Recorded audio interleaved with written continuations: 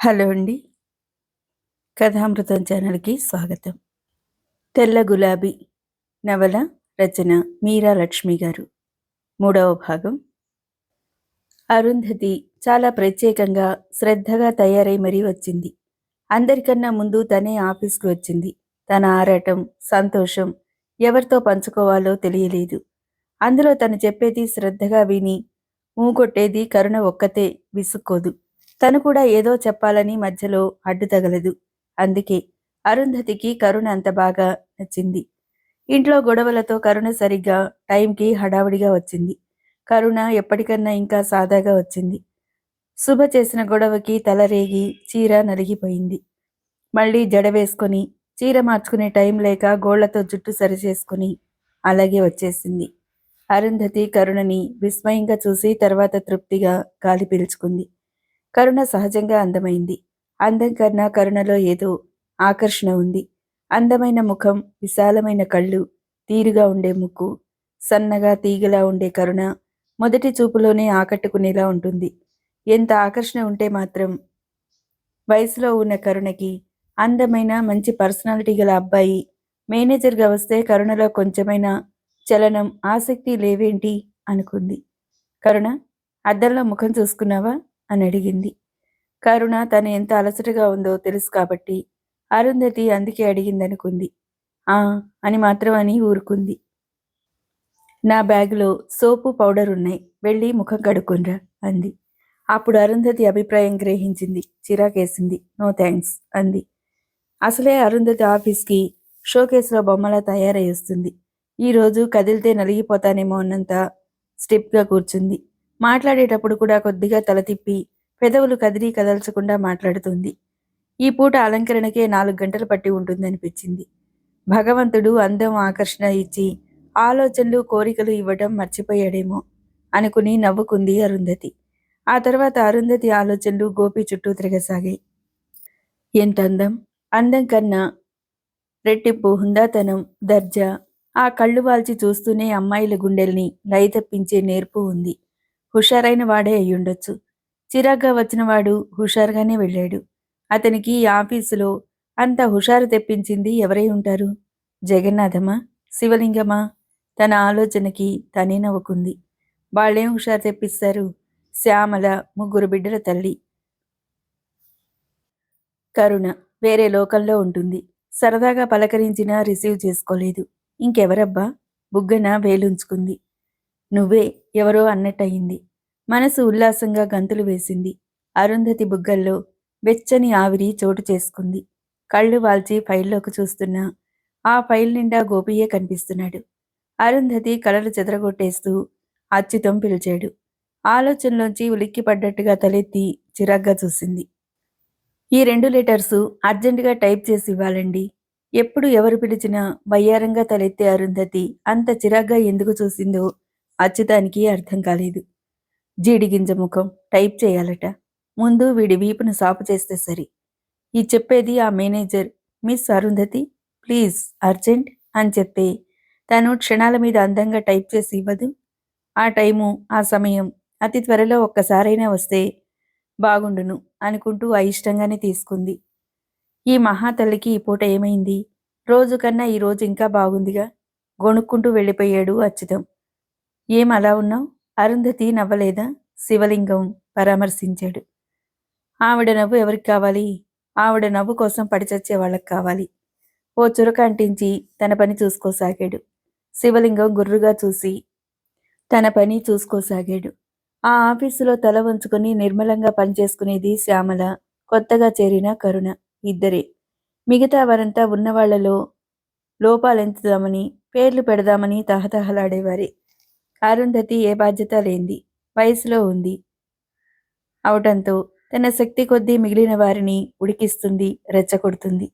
అందరూ ఎవరి ఆలోచనలో వారుండి శ్రద్ధగా పనిచేసుకుంటున్న సమయంలో కరుణంత నిబ్బరంగా ఉండటం సహించలేని గోపి కుర్చీలోంచి చిరాగ్గా లేచి బయటికొచ్చాడు.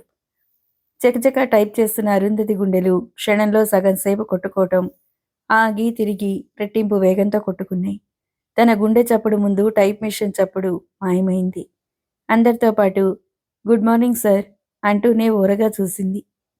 గోపి యాంత్రికంగా హుందాగా తలాడించి ఆడించినట్టు ఆడిస్తూ కళ్ళు వాల్చి కరుణనే చూస్తున్నాడు. ఇది కరుణ తలెత్తి చూడకపోయినా తన సీటు దగ్గర ఆ పాదాలు క్షణం ఆగటంతో గ్రహించగలిగింది. అయినా బింకంగా అలాగే పనిచేసుకోసాగింది. అరుంధతి గుండెల్లో పెద్ద మంటలా లేచింది. అంతే, పడి చచ్చేవాళ్ళ చూపులు అందవు. కన్నెత్తి చూడటం కూడా చేతకాని చవటల్నే వెంటాడతాయి ఆ చూపులు. కరుణకేసి ఈర్ష్యగా చూసింది. ఆవలిస్తే పేగులు లెక్క పెట్టగల శివలింగం అరుంధతిని చూపిస్తూ అచ్యుతాన్ని మోచేత్తో పొడిచాడు. అచ్యుతానికి మనసులో సంతోషంగా ఉన్నా పైకి తనకేం పట్టనట్టు తల ఎగిరేశాడు. చెంప పగిలేలా ఒక్కటిచ్చుకుందామని అనిపించింది శివలింగానికి. అరుంధతికి చాలా నిరుత్సాహం కలిగింది. అందర్నీ నిరుత్సాహపరచటమే గాని ఇంతవరకు ఇలాంటి అనుభవం అరుంధతికి కలగలేదు. తలంచుకొని గబగబా నడుస్తున్న కరుణ భుజం మీద చేయి పట్టంతో ఉలిక్కిపాటుగా వెనక్కి తిరిగింది. చిరునవ్వుతో సులోచన నిలబడింది. నువ్వా? అంది. సులోచన్ని చూడగానే మండుటెండలో నడుస్తున్నప్పుడు చల్లటి గాలి తగిలినట్టుగా అనిపించింది. ఎవరనుకున్నావు? నువ్వే అనుకున్నాను. కరుణ ఇటు తిరిగింది. ఏమిటి తలంచుకొని అంత స్పీడ్గా వెళ్తున్నావు? అక్కకి పుస్తకాలు తీసుకుందామని. ఈ సులోచన ఎదురుపడకూడదు అనుకుంటూ వెళ్తున్నావు కదూ? నువ్వు కనపడి నా మనసు సేద తీర్చావు. అసలు నిన్ననే రావాలని ఎన్నో అనుకున్నాను. ఈ రోజైతే వచ్చి తీరాలని అనుకున్నాను. సులోచన నుండి చూపులు మళ్లించుకుంటూ అంది. ఏదో జరిగిందని సులోచన గ్రహించేసింది. ఇదే మూడ్లో ఇంటికెళ్తే కరుణ మనసు ఇంకా నలిగిపోతుందని అనుకుంది. ఇంకా ఆలోచించకుండా వచ్చేయ్ కరుణ, నడు, ఇద్దరం పుస్తకాలు తీసుకుని వెళదాం అంది. కరుణకి వెళ్లాలని ఉన్నా ఉదయం అంత గొడవ చేసిన శుభ ఇంకేం గొడవ చేసిందో, తల్లి ఎలా ఉందో, రాము స్కూలుకు వెళ్ళాడో లేదు, శుభ చేసిన పనికి వాడు అదిరిపోయాడు. అందుకే కరుణ ఏదో చెప్పబోయింది. నాకు తెలుసు, 10 నిమిషాలే కూర్చుని వెళదాం. ఆంటీని చూసి చాలా రోజులైంది. నేను కూడా వస్తాను అంది. ఇద్దరూ షాపుకెళ్ళి పుస్తకాలు తీసుకొని సులోచన ఇంటికొచ్చారు. సులోచన తల్లి ఆప్యాయంగా పలకరించింది. మీరెప్పుడొచ్చారంటీ అని అడిగింది. 10 రోజులైందమ్మా అందావిడ. కరుణ సులోచన ముందు గదిలోకొచ్చి కూర్చున్నారు. కరుణ అంది. కనీసం క్రితం నెల తీసుకున్న 50 రూపాయలైనా ఇవ్వాలనుకున్నా సులోచన. నేను కూడా నువ్వు ఇస్తావని చాలా ఎదురు చూశాను. మరి ఇవ్వలేదే? మధ్యలోనే అంది. అలా మాట్లాడకు. నీ మంచితనాన్ని ఇప్పటికే చాలా అవసరాలకి వాడుకున్నాను. నాకే సిగ్గుగా ఉంది. కానీ ఏమో కరుణ, నీకు మొహమాటమే ఉండకూడదని సిగ్గు చంపేసుకోమని నా అభిప్రాయం కాదు. మనిద్దరి మధ్య స్నేహం ఎలాంటిదో నీకు చెప్పక్కర్లేదు.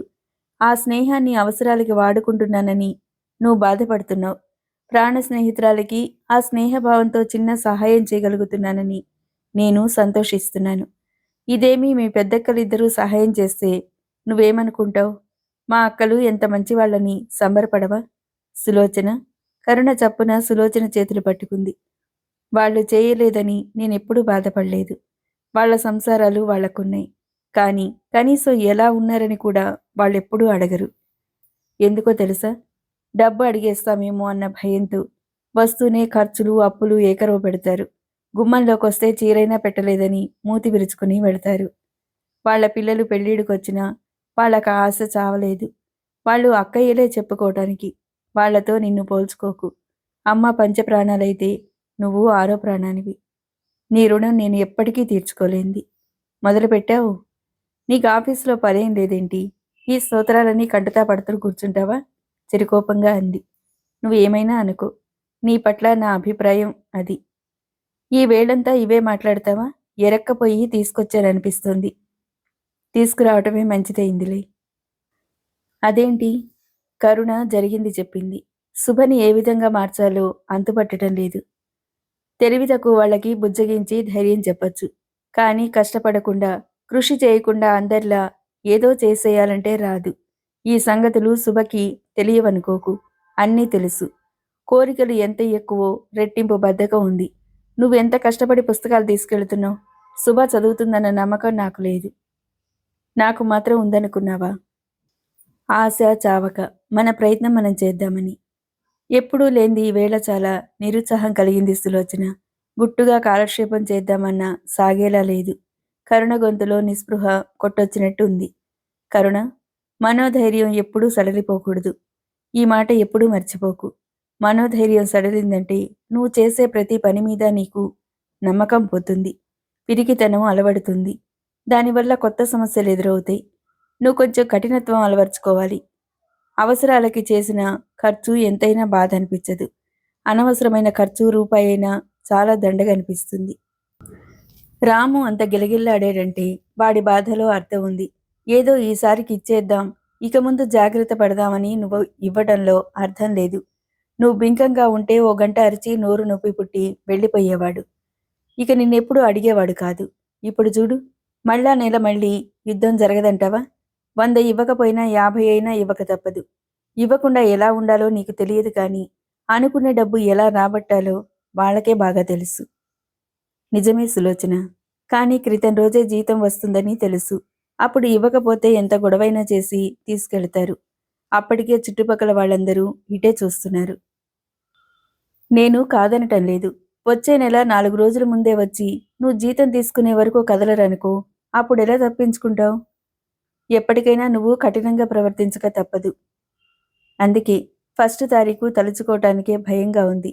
అది వరకు ఆ ఫస్ట్ తారీఖు కోసం 15 రోజుల ముందు నుండి ఎంతో ఆశతో ఎదురుచూసేదాన్ని. ఇప్పుడు ఈ భయంతో ఆ ఆశని చంపుకోవాల్సి వస్తుంది. ఆ ఆశలేం లేందే రోజు గడవదు దిగులుగా అంది. కరుణ ఇంత దిగులుగా ఉండటం సులోచన ఎప్పుడూ చూడలేదు. ఇప్పటి నుండి దిగులు పెట్టుకోకు. నువ్వు మనసు గట్టిపరుచుకో. ఈ లోపుగా ఏదైనా ఉపాయం ఆలోచిద్దాం అంది. కరుణ, సులోచన కబుర్లు చెప్పుకుంటూ కరుణ ఇంటికి వచ్చేసరికి ఇల్లంతా చాలా నిశ్శబ్దంగా ఉంది. రాము ముందు గదిలో ముడుచుకుని పడుకున్నాడు. సావిత్రి గోడవైపు తిరిగి పడుకుంది. శుభ వంటగదిలో చాప మీద హాయిగా నిద్రపోతుంది. కరుణ ఇంట్లోంచి వెళ్ళినప్పుడు వంటగదిలో ఎలా ఉన్న గిన్నెలు ఇప్పుడు అలాగే ఉన్నాయి. వంట చేసిన సూచన ఏమీ కనపడలేదు. కరుణ బాధగా నిట్టూర్చడం తప్ప ఏం చేయలేకపోయింది. కరుణ తల్లి వంటి మీద చేయి వేసి పిలవబోతుంటే ఆవిడ ఇటు తిరుగుతూ "నువ్వా కరుణ?" అంది. ఆవిడ ముఖం పీక్కుపోయినట్టుగా ఉంది. "అమ్మా, భోంచేశావా?" సంగతి అర్థమైపోయినా అడగకుండా ఉండలేకపోయింది. ఆవిడ పెదవి విరిచింది. సులోచన వచ్చింది. "సులోచన, మరి చెప్పావు కాదేం?" అంటూ లేచి కూర్చుంది. సులోచన మీదుండే అభిమానంతో సులోచన వచ్చిందన్న మాట ఆవిడికి కొత్త శక్తినిచ్చింది. "ఆంటీ, ఎలా ఉన్నారు?" అని అడుగుతూ కుర్చీ ఆవిడ మంచం దగ్గరకి జరుపుకుంది. "ఇలా ఉన్నానమ్మా." ఆపుకుందామన్న ఆవిడికి నిస్పృహ ఆగలేదు. "మీ అమ్మగారు వచ్చారా?" "ఆ, వచ్చారు. మిమ్మల్ని అడిగానని చెప్పమంది." వీళ్ళు మాట్లాడుకుంటుంటే కరుణ ముందు గదిలోకొచ్చి రాముని కుదిపి లేపింది. ఆకలి చచ్చిపోయి విరక్తిగా పడుకున్న రాముకి కరుణ వచ్చి లేపేసరికి మళ్ళీ ఆకలి గుర్తుకొచ్చింది. ఉదయం అంత గొడవయ్యాక అక్క శుభ ఎలాగూ వంట చేయదు కాబట్టి కరుణ తినడానికి ఏదైనా తెచ్చి ఉంటుందనుకున్నాడు. "అక్క, ఏమైనా తెచ్చావా?" అని అడిగాడు. కరుణకి నిజంగా ఆ మాటే తోచలేదు. "మీరు ఎలా ఉన్నారోనని గబగబా వచ్చేశాను. డబ్బులు ఇస్తాను. వెళ్ళి ఏదైనా తీసుకురా. ఈలోపు నేను టీ పెడతాను." కరుణ రాముకు డబ్బు ఇచ్చి పంపింది. తను స్టవ్ అంటించి టీకి నీళ్లు పెట్టి శుభని లేపింది. కరుణ ఎంత మృదువుగా లేపిందో శుభ అంత విసుగ్గా లేచి కూర్చుంది. అలా లేచి కూర్చుంటూనే "ఈ పూట నేను వంట చేయలేను" అనేసి మళ్ళీ పడుకోబోయింది. కరుణకి కోపం, బాధ కూడా కలిగాయి. కానీ నిభాయించుకుంది. "నువ్వు వంట చేయక్కర్లేదు. లేచి ముఖం కడుక్కో." "నేనేం కడుక్కోను. నన్నిలా బతకనియండి" అరిచినట్టుగా అంది. "ఉష్, అవతల సులోచన ఉంది." కరుణ కోపాన్ని దిగమింగింది. "ముందు లేచి ముఖం కడుక్కురా.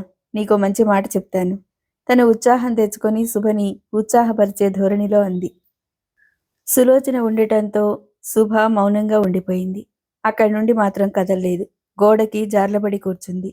ఇంక శుభని లేపటం కష్టమని గ్రహించిన కరుణ తన పని చూసుకోసాగింది. బయటికెళ్లిన రాము 2 పొట్లాలతో వచ్చాడు. తల్లికి బిస్కెట్లు తీసుకొచ్చాడు. కరుణ శుభకి అక్కడే ఇచ్చి ఉన్నవాళ్ళకి ప్లేట్లో సర్ది తీసుకొచ్చింది. "శుభ ఏది?" సులోచన అడిగింది. "లోపలుంది." సులోచన గుమ్మం దగ్గరికెళ్తూ శుభని పిలిచింది. శుభ లేచి నిలబడిందే కాని పలకలేదు. శుభ జుట్టు రేగిపోయి, చీర నలిగిపోయి, ముఖం నిండా కన్నీటి చారికలతో అచ్చంగా పిచ్చిదాన్లా ఉంది. సులోచన లోపలికి అడుగు వేస్తూ మృదువుగా అడిగింది. "శుభ, ఒక్కదానివి ఇక్కడ కూర్చున్నావేంటి? రా, అక్కడ కూర్చుందాం." నువ్వెళ్ళు, వస్తాలే మూసిన తలుపులకేసి చూస్తూ అంది. సులోచన్ని చూస్తే శుభకి తగని చిరాకు. ఉపన్యాసాలు దంచుతుందని. తనకేం హాయిగా ఉద్యోగం చేస్తుంది, స్వతంత్రంగా బతుకుతుంది. వాళ్ళింట్లో తన మాటకెంతో విలువ. అలాంటి వారికి తన పరిస్థితి, బాధ, ఆవేదన చెప్పినా అర్థం కాదు అనుకుంది. నువ్వు రాందే వెళ్ళను. శుభ మౌనంగా ఉండిపోయింది. సరదాగా మీ అందరితో గడపాలని వచ్చాను. నేను ఉండొద్దా? మందహాసంతో అంది. ఉండు, వాళ్ళంతా ఉన్నారుగా. మీలో ఏ ఒక్కరూ అక్కడ లేకపోయినా నాకు బాగుండదు శుభా. ప్లీజ్ రావు? బ్రతిమాలే ధోరణిలో అంది. లేదంటే చెప్పు, నే వెళ్ళిపోతాను. మరోసారి వస్తాను. శుభ కొద్దిగా తలతిప్పి సులోచన కేసు చూసి మళ్ళీ ముఖం దించుకుంది.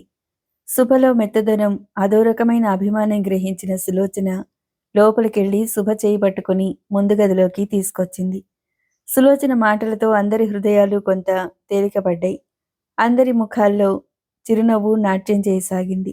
శుభ చేసిన హఠం లాంటిది సులోచన హర్షించదు.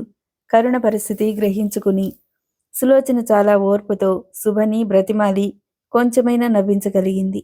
కొంత తేరుకున్నాక కరుణ శుభ కోసం కొన్ని పుస్తకాలు తీసుకొచ్చి చూపించింది. సులోచన ఎలా చదవాలో కొన్ని చిట్కాలు చెప్పింది. వారం వారం మా ఇంటికి రా. నీకు తెలియనివన్నీ నన్ను అడుగు, నేను చెప్తాను. ఒక్క సంవత్సరంలో నువ్వు మెట్రిక్ పాస్ అవ్వాలి. శుభ సులోచన చెప్పిన వాటన్నిటికీ బుర్రాడించింది. ఎప్పుడొస్తావు మా ఇంటికి? వస్తాలే అంది.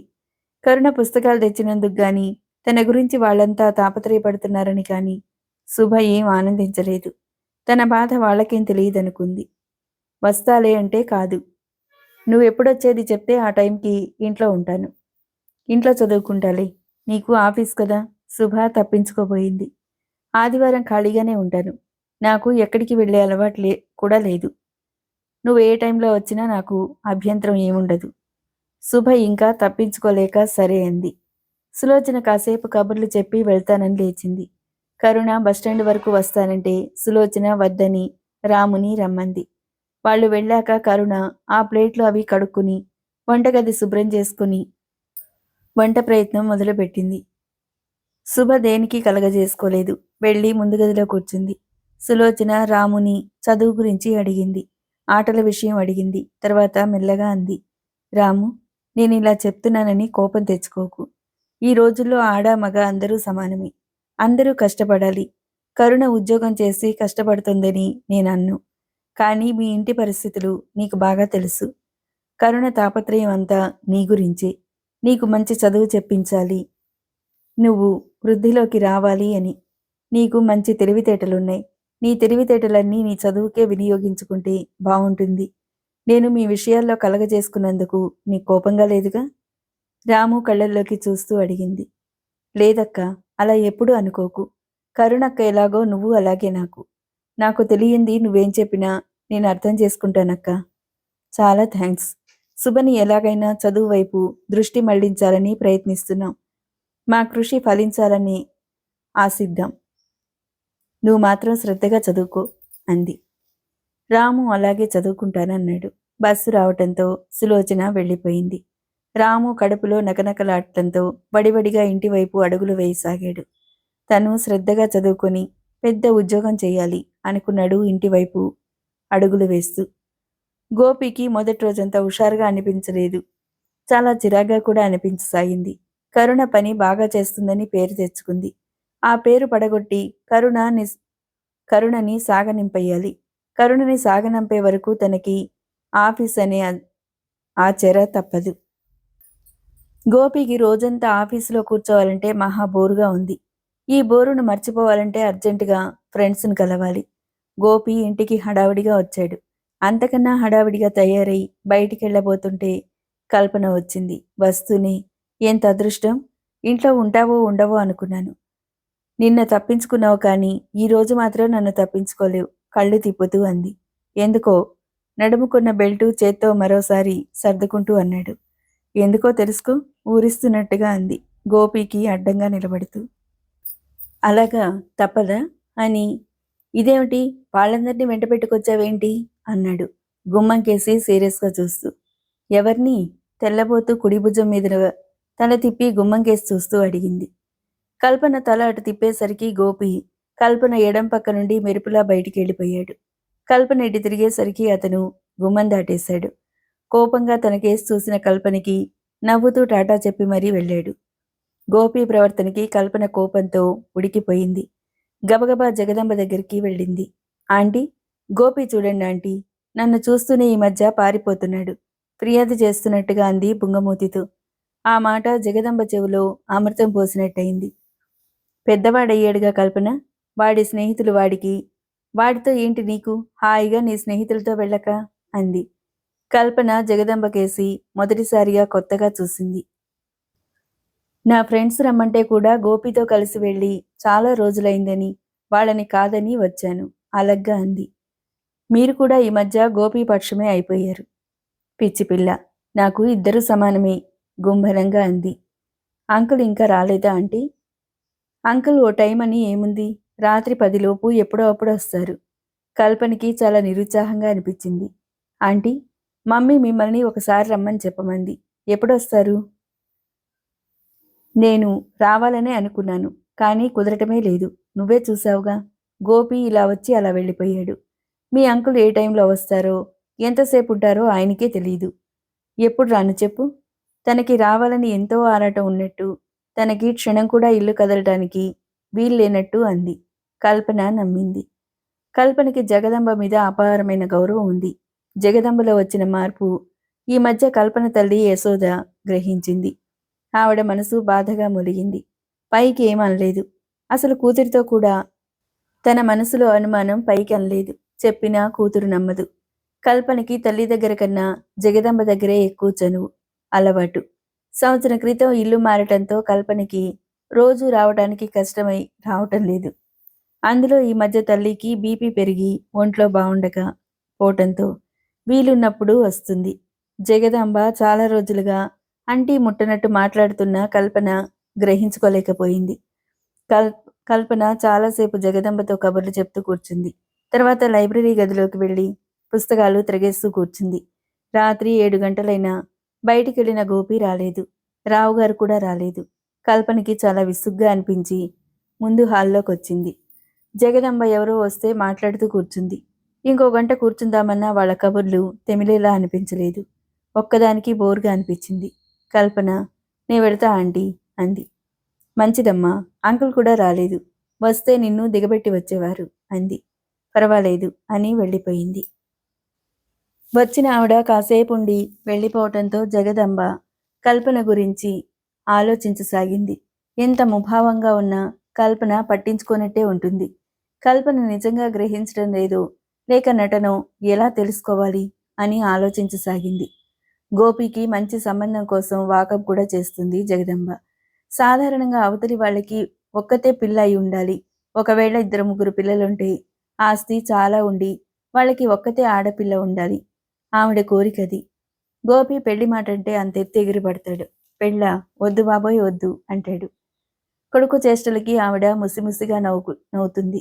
రావుగారు గంభీరంగా ఉండిపోతారు. కొడుకు అర్జెంటుగా పెళ్లి చేసేయాలనే పట్టుదల ఆయనకు లేదు. కొడుక్కి కాలేజీ లక్షణాలు ఇంకా పోలేదు. పనంటే బాధ్యత లేదు, డబ్బంటే లక్ష్యం లేదు. కొడుకు మాటలకి చేష్టలకి భార్యల ఆయన నవ్వుతూ ఉండలేకపోయారు. గోపి నిర్లక్ష్యానికి తల్లి సపోర్టు తోడై గోపిని బాధ్యతంటే ఏంటో తెలియకుండా చేసింది.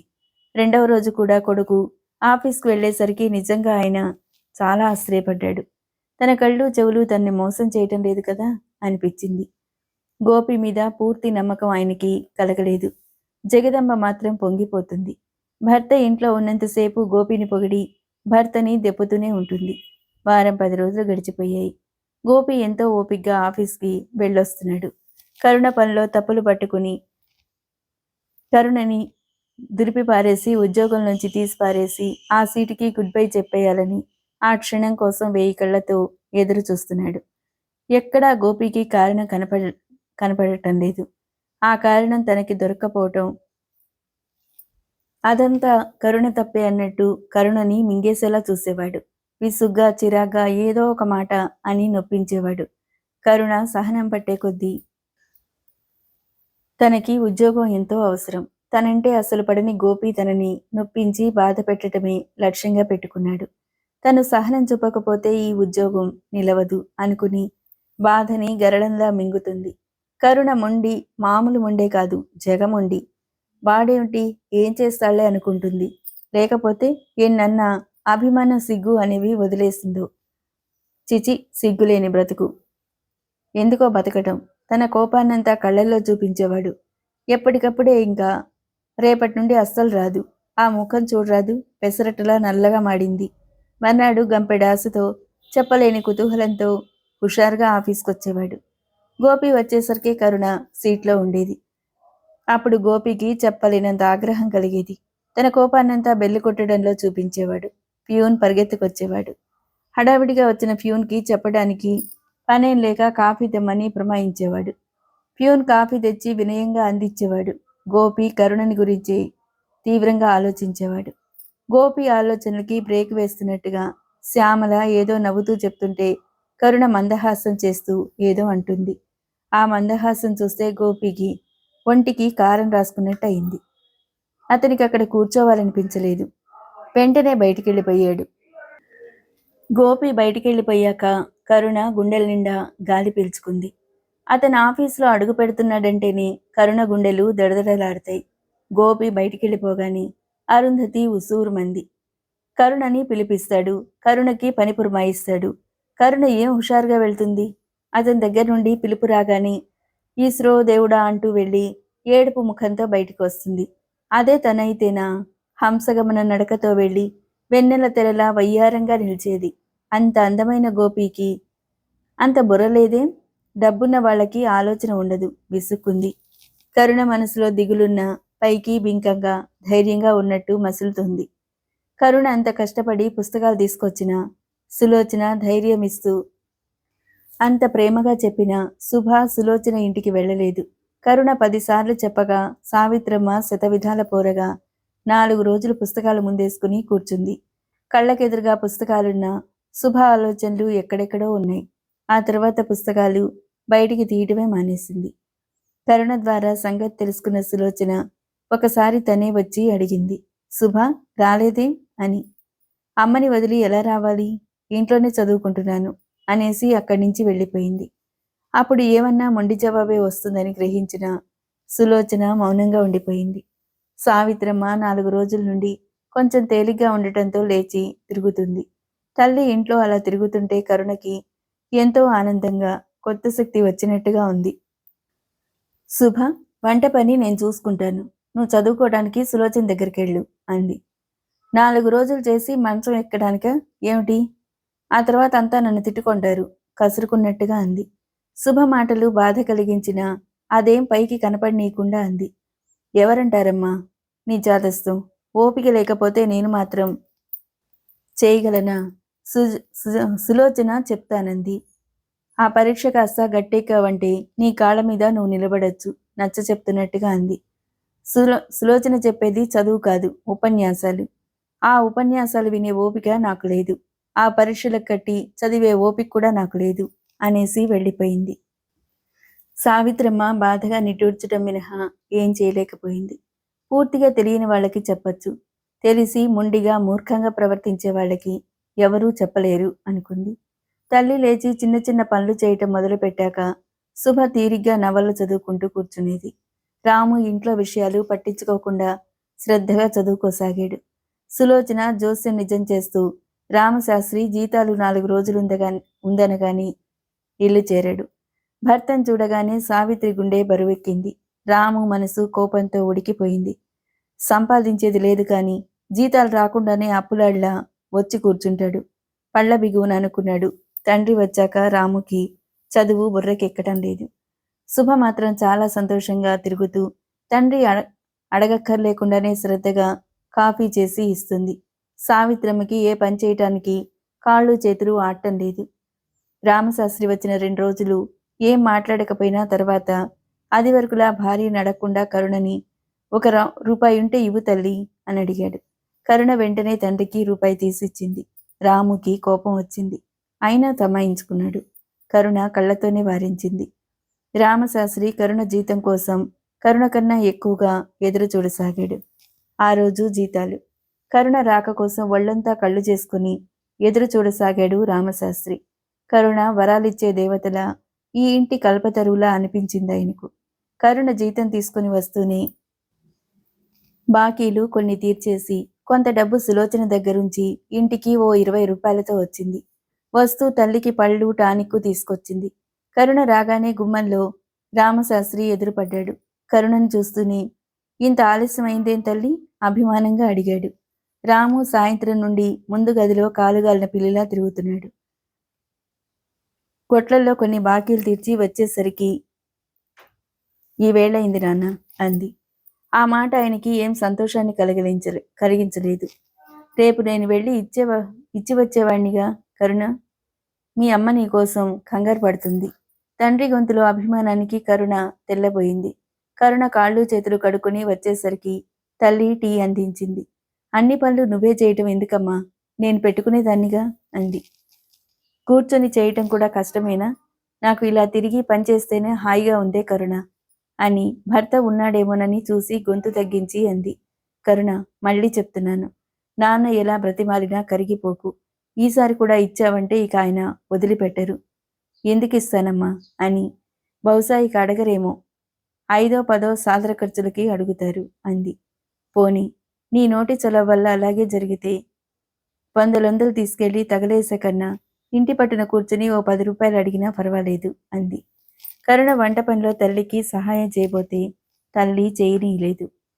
నాకు ఓపికన్నప్పుడు నన్ను చేయని అంది. ఖాళీగా కూర్చోవటం అలవాట్లేని కరుణ ఇల్లు బాగా బూజు పట్టి ఉంటే దులిపి ఇల్లంతా సర్దింది. కరుణ పనిచేస్తుంటే రామశాస్త్రి ఏవో కబుర్లు చెప్తూ కూర్చున్నాడు. తండ్రి అంత తీరిగ్గా కూర్చుని సరదాగా మాట్లాడుతుంటే తండ్రి ఎప్పుడు ఇలా ఉంటే బాగుండు అనుకుంది. కరుణ ఆఫీస్కి వెళ్ళిపోయినా రామశాస్త్రి ఇంట్లోనే ఉన్నాడు. సాయంత్రం కరుణ బస్సు దిగేసరికి అక్కడ తండ్రిని చూసి తెల్లబోయింది. మీరిదే బస్సులో వచ్చారా అని అడిగింది. ఒకవేళ తండ్రిని బస్సులో తను చూడలేదేమో అనుకుని. లేదమ్మా, నీతో మాట్లాడాలి. నువ్వు తప్ప ఈ ఇంట్లో ఎవరూ నన్ను అర్థం చేసుకోరు. ఏదో ఉంది అనుకుంది. అలా అనుకునేసరికి ఉదయం నుండి కలిగిన ఆనందం ఆవిర్లా అంతమైంది. ఏమిటి అని తండ్రిని అడగలేదు. అడిగితే ఏం చెప్తాడో అని భయపడింది. కరుణ ఏమిటని తన్ను అడగలేదని ఆయన రోషపడలేదు. కోపం అంతకన్నా తెచ్చుకోలేదు. మొదట కరుణ సహనాన్ని మెచ్చుకున్నాడు. మనకి చెడ్డ రోజులు పోయాయమ్మా అన్నాడు. ఇక ముందున్న రోజులన్నీ మంచివే అన్నాడు. కరుణ నడుస్తూ తండ్రి చెప్పేది శ్రద్ధగా వింటూ ఊ అంటుంది. కరుణ, చెప్తే నువ్వు అర్థం చేసుకుంటావు. అందుకే నీకు చెప్తున్నాను. ఒక చిక్కులో ఇరుక్కుపోయానమ్మా. తెలుసున్నవాడు ఉద్యోగం ఇప్పిస్తానంటే ఓ 1000 రూపాయలు ఇంకో అతని దగ్గర నుండి తెచ్చి కట్టాను. అతను నీకు తెలుసు. మన ఇంటికి చాలాసార్లు వచ్చాడు. అతను నా దగ్గర డబ్బున్నప్పుడే ఇమ్మన్నాడు. ఆ ఉద్యోగం ఇస్తానన్నవాడు ఇంకో నెల ఆగమన్నాడు. డబ్బు ఇచ్చినవాడు గుండె జబ్బుతో హఠాత్తుగా హాస్పిటల్లో చేరాడు. అతనికి డబ్బు అవసరం, అడగలేక అడిగాడు. నాకంత సహాయం చేసినప్పుడు, అతనికి సుస్థి చేసినప్పుడు ఇవ్వకపోతే ఏం బాగుంటుంది? అంతా ఇవ్వలేకపోయినా దానిలో సగమైనా ఇవ్వాలి. ఒక 2 నెలలు కళ్ళు మూసుకుంటే నేను 500 సంపాదిస్తాను. మనం దర్జాగా బతకొచ్చు. అంతా గడగడా చెప్పేసి ఏమంటావ్ అన్నట్టు కరుణకేసి చూశాడు. తండ్రి చెప్పే కథ కథలాగే అనిపించింది. ఒక్కసారిగా చెప్పలేనంత నీరసం అనిపించింది. ఏం ఉద్యోగం నాన్న? మెల్లగా అడిగింది. ఓ షాపులో గుమాస్తా అమ్మా. ఏదైతేనే మనిషి బ్రతకటానికి. దానికి 1000 రూపాయల లంచమా? ఆశ్చర్యంగా చూసింది. లంచం కాదమ్మా, డిపాజిట్. డిపాజిటా? దేనికో అర్థం కాలేదు కరుణకి. బట్టల కొట్లో గుమాస్తా అమ్మా. నువ్వు ఒక్కదానివి సంపాదిస్తుంటే నాకు తల కొట్టేసినట్టుగా ఉంది. నిజం చెప్పినా అమ్మ నమ్మదనుకో. ఆగి కరుణకేసి చూశాడు. తండ్రి అభిప్రాయం కరుణకి అర్థమైపోయింది. తనని 500 ఇమ్మంటాడు. దానికోసం బస్టాండ్ దగ్గర కాపలా కాశాడు. కరుణ ఆనందం ప్రకటించకపోవటంతో తనదే అవసరం అనుకున్న రామశాస్త్రి, కరుణ ఎలాగో 500 సర్దావంటే మాట దక్కుతుంది. ఒక నెల కళ్ళు మూసుకుంటే మన కష్టాలు గట్టెక్కుతాయి. అడగడానికి మనసొప్పనట్టు, అలా అడగటం తప్పనిసరైనట్టుగా ముఖం పెట్టి తన బాధ, ఇబ్బంది స్వరంలో రంగరించి మరీ అడిగాడు. ఈ నెల జీతమంతా ఖర్చు చేస్తే 4వ వంతు అప్పులే తీరాయి నాన్న. నా పర్సులో 20 రూపాయలే ఉన్నాయి. మొహాట పడితే అది తన ఒక్కదానితో పోదు. ఆ ఇబ్బంది, బాధ అందర్నీ బాధిస్తుంది. అయినా తండ్రి చెప్పింది కరుణ ఏం నమ్మలేదు. ఎన్ని పనులు చేసినా ఆయన తండ్రి చప్పున విసుగ్గా ఏమీ అనలేకపోయింది. అయినా ఆయన నాటకం ఆడాడు. అది రక్తి కట్టిందనే అనుకుంటున్నాడు. నీ సంగతి నాకు తెలిసిపోయిందన్నట్టు విసుగ్గా మాట్లాడి ఆ నాటకాన్ని రసాభాసు చేసి గొడవ పెంచుకోవటం ఎందుకు? ఖచ్చితంగా ఉండి సున్నితంగానే తప్పించుకుంటే అందరికీ మంచిది అనుకుంది. కరుణ నుండి అలాంటి జవాబు వస్తుందని ఊహించని రామశాస్త్రి దెబ్బతిన్నవాళ్లా చూశాడు. అయినా వెంటనే తమాయించుకున్నాడు. సులోచనకి నీకు బాగా స్నేహంగా? ఒక్క 400 సర్దకపోదు. ఆఖరి అస్త్రం ప్రయోగించాడు. సులోచన దగ్గర తీసుకోవటమే కాని ఇంతవరకు అప్పు తీర్చడం అనేది లేదు. అందుకే సిగ్గేసి ఈ మధ్య డబ్బు లేని పూట మంచినీళ్లు తాగి పడుకుంటున్నామే కాని సులోచన దగ్గర తీసుకోవటం లేదు. తీసుకోవటమే గాని పైసా అప్పు తీర్చినప్పుడు ఏ ముఖం పెట్టుకుని అడగాలి? రామశాస్త్రికి ఆశాభంగంతో పాటు కోపం కూడా వచ్చింది. ఏదో ఆశ మినుకు మినుకుమంటూ ఉండగా కోపాన్ని దిగమింగి అన్నాడు. మొదట నువ్వే చెప్పేస్తున్నావు. సులోచన మాట ఎలా ఉన్నా నువ్వు ఇంట్లో అందరిలాంటి దానివి కాదనుకున్నాను. మనిషి బాధని ఆవేదని అర్థం చేసుకుంటావనుకున్నాను. ఆఖరికి నువ్వు కూడా నన్ను విదిల్చి కొడతావనుకోలేదు. ఆయన ముఖం కోపంతో జేవురించింది. మిమ్మల్ని నేను బాగానే అర్థం చేసుకున్నాను నాన్న. మీరే నన్ను అపార్థం చేసుకుంటున్నారు. ఇంతవరకు కంటికి రెప్పలా ఆ సులోచనే కాపాడి ఉండకపోతే అమ్మ బ్రతికేదే కాదు. మేము ఈ మాత్రమైనా ఇలా ఉండేవాళ్ళం కాము. 2 జీతాలు అందుకున్న సులోచనకి పైసా అప్పు తీర్చలేదు. కొంతైనా తీర్చేది పోయి ఇప్పుడు మళ్ళీ అడగటమా? ఇదేనా మీరు మమ్మల్ని అర్థం చేసుకుంది? మొదట నెమ్మదిగా శాంత స్వరాన్ని అంటున్నా తర్వాత రాను రాను ఆ స్వరంలో పదును చేరుకుంది. కరుణ అలా అంటుందని, మెత్తని కత్తిలా మాటలు ఇలా జడిపిస్తుందని ఊహించక ఉడుక్కుపోయాడు. సరే అనేసి విసురుగా వెళ్ళిపోయాడు. కరుణ బాధగా నిట్టూర్చింది. కరుణ ఇంటికి మామూలుగానే వచ్చింది. తన మనసులో బాధ కాని ఆవేదన కాని పైకి కనపడనీయలేదు.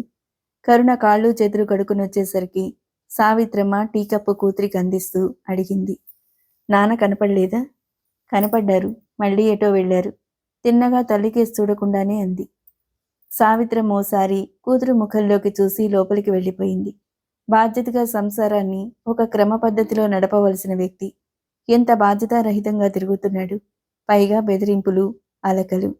తిరిగి తిరిగి రాత్రెప్పుడో వచ్చాడు రామశాస్త్రి. అప్పటికి అందరి భోజనాలయ్యాయి. తండ్రి కోసం తల్లి మేలుకొని కూర్చుంటే నాన్న వస్తే భోజనం నేను పెడతాలే అమ్మా, నువ్వు పడుకో అంది. సావిత్రమ్మకి కరుణకి నిద్ర రాలేదు.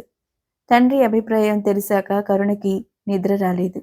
భర్త ఈ అతి నెమ్మదితనానికి కారణం ఏంటో అర్థం చేసుకోలేక సావిత్రమ్మకి తికమక్కగా అనిపించి నిద్ర రాలేదు. తండ్రి రాగానే కరుణే లేచి తలుపు తెరిచింది. రామశాస్త్రి లోపలికి వస్తూనే వచ్చి పక్క మీద వాలాడు. కాళ్ళు కడుక్కోండన్నా, భోంచెద్దురుగాని అంది. వద్దమ్మా, ఆకలేదు, వెళ్ళి పడుకో. దుప్పటి ముఖం మీద కప్పేసుకుంటున్నాడు. తండ్రికి బాగా కోపం వచ్చిందని గ్రహించింది. ఈ కోపం ఎలా తేలుతుందో అనుకుంటూ తన పక్క మీద పడుకుంది. భర్త మాటలు సావిత్రి వింది. ఏదో కోపంలో ఉన్నాడని గ్రహించింది. కరుణ బస్టాండ్ దగ్గర కలిసి ఏటో వెళ్లారని చెప్పింది. డబ్బేమైనా అడిగారేమో. కరుణ ఇవ్వనంటే కోపంగా ఎటో వెళ్ళి వచ్చుంటారు. ఆ అలకకి అదే అయి ఉంటుంది. వస్తే రాని. 4 రోజులు కోపంగా ఉన్నా ఇంటి పట్టున ఇలా ఉంటే అదో నిశ్చింత అనుకుని అటు ఒత్తిగిలి పడుకుంది. ఇలా అనుకున్నాక సావిత్రికి వెంటనే నిద్ర పట్టేసింది. కరుణకి నిద్ర రాక అలాగే పైకప్పు కేసు చూస్తూ పడుకుంది. రామశాస్త్రి అశాంతిగా అటు ఇటు దొర్లుతున్నాడు. తను డబ్బు ఇవ్వనన్నా తిరిగి తిరిగి తండ్రి ఇంటికి వచ్చాడంటే ఇది ఒక మార్పేనేమో అనుకుంది కరుణ. ఖర్చులకి విలాసాలకి అలవాటు పడిపోయాడు. డబ్బు కోసం జీతాలు వచ్చే వరకు ఓపిక పట్టాడు. అడిగిన డబ్బు ఇవ్వననేసరికి కోపం వచ్చింది. ఈ కోపం తండ్రి తిప్పుకుంటే ఇక మారినట్టే అనుకోవచ్చు. అప్పుడు చేతికి ఓ 10 రూపాయలు ఇవ్వటానికి ధైర్యం ఉంటుంది. తండ్రి గురించి ఆలోచిస్తున్న కరుణకి అలా ఎప్పటికో నిద్ర పట్టింది. అప్పటి వరకు అశాంతిగా దొర్లుతున్న రామశాస్త్రి ముఖం మించి దుప్పటి తొలగించి ఆ గదంతా పరికించి చూశాడు. అంతా నిశ్శబ్దంగా ఉంది. మళ్ళీ ముఖం మీదకి దుప్పట్లాగాడు. రామశాస్త్రి చాలా తీవ్రంగా ఆలోచిస్తున్నాడు. అలా ఆలోచిస్తూ 2-3 సార్లు దుప్పటి తొలగించి పక్క మీద లేచి కూర్చున్నాడు. మళ్ళీ ముసుగు తన్ని పడుకున్నాడు. అలా ఎంతోసేపు పడుకోలేక మళ్ళీ లేచి కూర్చున్నాడు.